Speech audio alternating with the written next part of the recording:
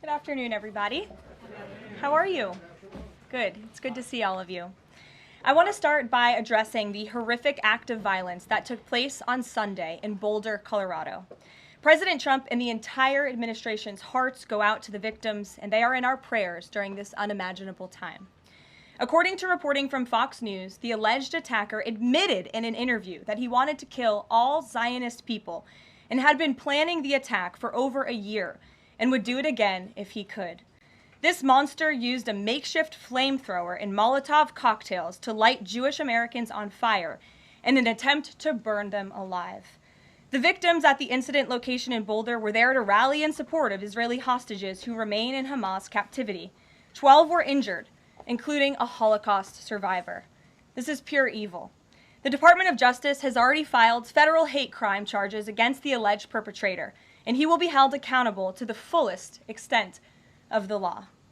This tragedy is a sobering reminder of the consequences of the Biden administration's failed policies.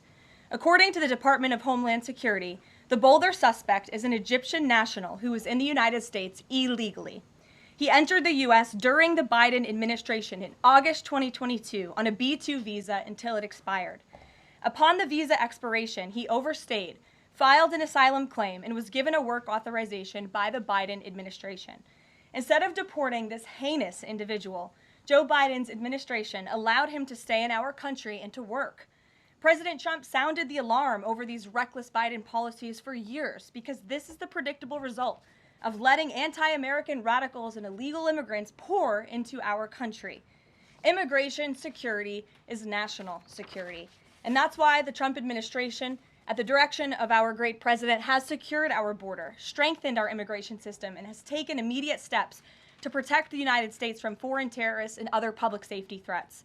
President Trump acted swiftly upon taking office to reform our visa issuance process to ensure that dangerous aliens who are intent on harming Americans or our national security interests are no longer admitted into our country. Under the Trump administration, aliens will only be admitted into the United States through the legal process and only if they do not bear hostile attitudes towards our citizens, our culture, our government, our institutions, or most importantly, our founding principles. Under President Trump, the United States has zero tolerance for foreign visitors who support terrorism. Violators of U.S. law, including international students, will continue to face visa denial or revocation and deportation. And illegal alien criminals will continue to be arrested and deported from our country. On that note, ICE and federal law enforcement partners just wrapped up a month-long surge operation arresting nearly 1,500 illegal aliens in the Commonwealth of Massachusetts. During the enhanced operation, dubbed Operation Patriot, ICE Boston and other federal law enforcement personnel focused on transnational organized crime, gangs, and dangerous illegal alien offenders throughout Mass. More than half of the nearly 1,500 illegals arrested had significant criminal convictions or charges pending against them. Here are just some of the violent illegal aliens who were removed from communities in Massachusetts during Operation Patriot. A Salvadorian national with active Interpol red notice for aggravated homicide.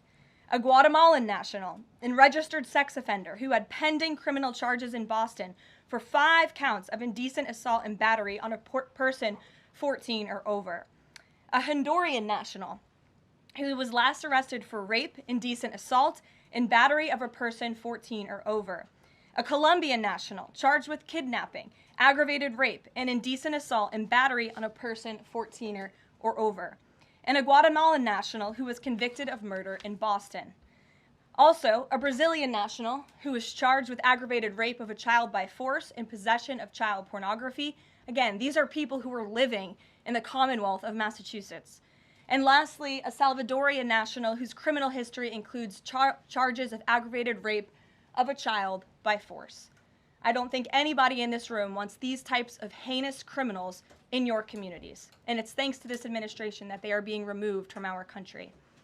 When Democrat-run jurisdictions released violent illegal alien criminals back into communities after making arrests instead of turning them over to federal immigration enforcement like they should, those Democrats are putting law-abiding Americans at risk.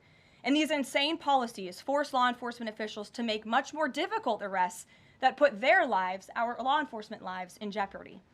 President Trump is incredibly grateful for our heroic officers on the front lines getting these violent illegal alien invaders out of our communities. Law and order is back in America under President Trump. And on that same note, there are new crime statistics that show crime is plummeting. In fact, Politico summed it up like this. Murder rates are tumbling across the U.S. in 2025. Homicide stats are down at least 20% over last year, and we could be on course for the lowest number on record. With President Trump in charge, the days of criminals being put over victims are over. On the topic of immigration, the Washington Post just ran one of the most ridiculous headlines ever, even by their standards. And on my very first briefing, several months ago, I said I would hold anyone accountable in this room. The Washington Post actually had this headline, "The Mysterious Drop in Fentanyl Seizures on the U.S.-Mexico Border." How is this mysterious? There is no mystery about why there is a decrease in fentanyl coming into the United States.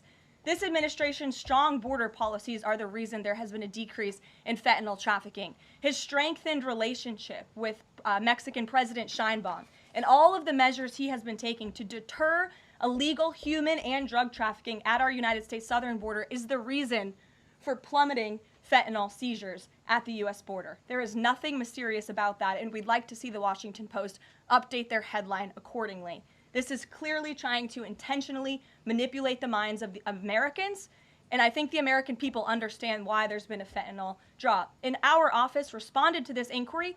We provided a whole host of the reasons that fentanyl seizures at the southern border have dropped, and the Washington Post refused to run them, and that's despicable. In other news, positive economic reports continue to flood in. Inflation dropped to 2.1% in April. Personal income increased 0.8% in April. So inflation is down and wages are up. That's almost triple the expectations and against the doubts of nearly everyone in this room.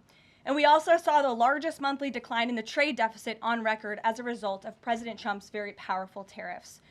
Lastly, the price of eggs has dropped more than 61% since President Trump took office in January. I remember my very first briefing, I was asked about the cost of eggs. The reporter tried to insinuate it was this administration's fault, even though he had only been here for a few days or weeks. It was a result of the previous administration's terrible policies, and in record time, this president has fixed that problem that he inherited from Joe Biden, and now egg prices have dropped 61% since this president took office.